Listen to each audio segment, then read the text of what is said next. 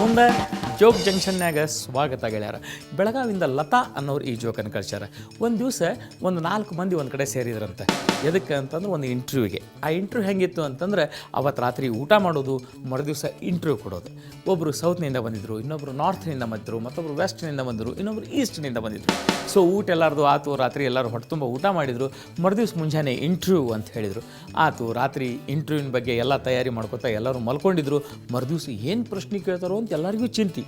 ಸರಿ, ಮರುದಿವ್ಸ ಪ್ರಶ್ನೆ ಭಾರಿ ಮಜಾ ಇತ್ತು. ಅವ ಇಂಟರ್ವ್ಯೂ ತೊಗೊಂಡು ಬಂದು ಹೇಳ್ದ, ನೋಡ್ರಿ ಗೆಳೆಯರ, ನಿಮ್ಮ 4 ಮಂದಿಗೂ ಒಂದೊಂದೇ ಪ್ರಶ್ನೆ, ನೀವು ಕರೆಕ್ಟ್ ಉತ್ತರ ಕೊಟ್ರೆ ನಿಮಗೆ ಕೆಲಸ.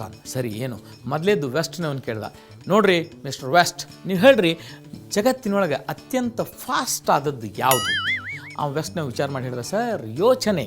ಈಸ್ಟ್ನೇ ಒಳಗೆ ಬಂದ, ಈಸ್ಟ್, ಮಿಸ್ಟರ್ ಈಸ್ಟ್, ನೀವು ಹೇಳ್ರಿ ಜಗತ್ತಿನಾಗ ಅತ್ಯಂತ ಫಾಸ್ಟ್ ಆದದ್ದು ಯಾವುದು? ಅಮ್ಮ ಹೇಳ್ದ, ಸರ್ ಕಣ್ಣು ಪಿಳಗ್ಸೋದು, ಪಟಕ್ ಅಂತ ಹೇಳಿ. ಯಾಕೆ ಅಂತಂದ್ರೆ ಯೋಚನೆ ಮಾಡೋಕ್ಕಿಂತ ಮೊದಲು ಒಂದು ಸರ್ತಿ ಕಣ್ಣು ಪಿಳಗ್ಸೇ ಬಿಡ್ತೇವೆ sir. Blink is the fastest. Oh very good, very good. ಹಾಂ, ಮಿಸ್ಟರ್ ನಾರ್ತ್ ಹೇಳ್ರಿ ಅತ್ಯಂತ ಫಾಸ್ಟಾಗಿ ಸ್ಪೀಡಾಗಿ ಹೋಗುವಂಥದ್ದು ಜಗತ್ತಿನಾಗ ಏನದ? ಕರೆಂಟ್ ಅಂತ ಹೇಳ. ಕರೆಂಟ್ ಇಲ್ಲಿ ಬಟನ್ ಹೊತ್ರಿ 20 ಫೂಟ್ ಮೇಲೆ ಲೈಟ್ ಇರಲಿ, ಪಟ್ ಅಂತ ಹತ್ತಿ ಬಿಡ್ತದೆ ಸರ್, ಭಾರಿ ಫಾಸ್ಟಾಗಿ ಹೋಗ್ತದೆ. ಅರೆ ಹೌದಲ್ಲ, very good answer, very good answer. ಹೋಗ್ರಿ ಹೊರಗೆ ಕಾಯ್ತಿರ್ರಿ, ಸೌತ್ನವ್ನ ಒಳಗೆ ಕಳಿಸ್ರಿ. ಆತು. ಸೌತ್ನವ್ ಒಳಗೆ ಬಂದ.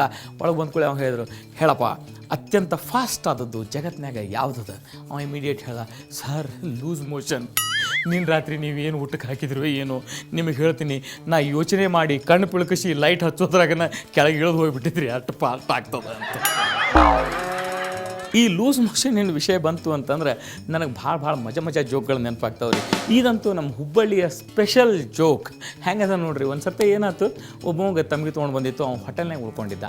ಜನರಲ್ ಟಾಯ್ಲೆಟ್ ಇತ್ತು, ಅಂದ್ರೆ ಅಲ್ಲಿ ಅಟ್ಯಾಚ್ಡ್ ಇರಲಿಲ್ಲ. ಹೀಗಾಗಿ ಅವ್ನು ಏನು ಮಾಡಬೇಕು, ಪಾಳ್ಯಾಗ ನಿಂತ ಭಾಳ ಮಂದಿ ಕ್ಯೂ ಇತ್ತು, ಇವ್ಗೆ ತಡ್ಕೊಳಿಕ್ಕಾಗಲಿಲ್ಲ.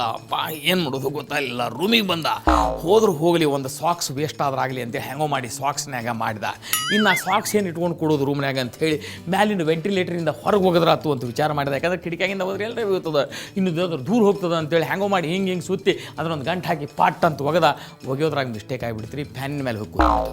ಈಗ ಅದು ಫ್ಯಾನಿನ ಮೇಲೆ ಕೂತು ಅಂದ್ರೆ ತೆಗಿಯೋದು ಹೆಂಗೆ? ಹೋಟೆಲ್ನಾಗ ಬಡಗಿ ಛತ್ರಿ ಎಲ್ಲಿ ಬರ್ತದೆ ರೀ? ಆದ್ರೆ ಇವ ಭಾರಿ ಸಿಂಪಲ್ ಐಡಿಯಾ ಮಾಡ್ದ, ಫ್ಯಾನ್ ಆನ್ ಮಾಡಿಬಿಟ್ರೆ ತಾನೇ ಬೀಳ್ತದೆ ಅಂಥೇಳಿ ವಿಚಾರ ಮಾಡಿ ಫ್ಯಾನ್ ಆನ್ ಮಾಡ್ದ. ನಶೀಬಕ್ಕೆ ಏನಾಗ್ಬಿಡ್ತೀರಿ, ಗಂಟು ಬಿಚ್ಕೊಳ್ತೀವಿ. ನಿಮಗೆ ಹೇಳ್ತೀನಿ, ಫ್ಯಾನ್ ತಿರುಗ್ಲಿಕ್ಕೆ ಶುರು ಆಯ್ತು. ಸಾಕ್ಸ್ ಕೆಳಗೆ ಬೀಳಿಲ್ಲ. ನಿಮಗೆ ಫುಲ್ ಗಾಡಿಗೆ ಡಿಸೈನ್. ದಂತ ವೈದ್ಯರ ಬಗ್ಗೆ ಇನ್ನೊಂದು ಜೋಕ್ ಬಂದ ನನಗೆ.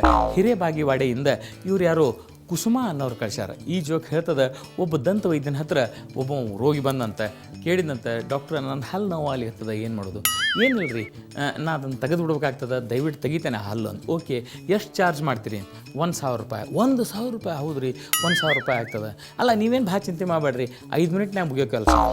ಅದಕ್ಕೆ ಅವನು ರೋಗಿ ಕೇಳಿದಂತ, ಏನು ರೀ 5 ಮಿನಿಟಿನ ಕೆಲಸಕ್ಕೆ 1,000 ರೂಪಾಯಿ ಚಾರ್ಜ್ ಮಾಡ್ತೀರಿ ನೀವು?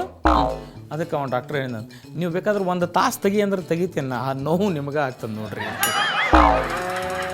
Joke junction, no tension. ದಯವಿಟ್ಟು ಎಲ್ಲಿ ಹೋಗ್ಬೇಡ್ರೆ, ರಿಮೋಟ್ ಮೇಲಿನ ಕೈ ತೆಗೀರಿ. Thank you. ನಾ ಈಗ ಮತ್ತೆ ಬರ್ತೇನೆ ಬ್ರೇಕ್ ಆದ ಕೂಡಲೇ.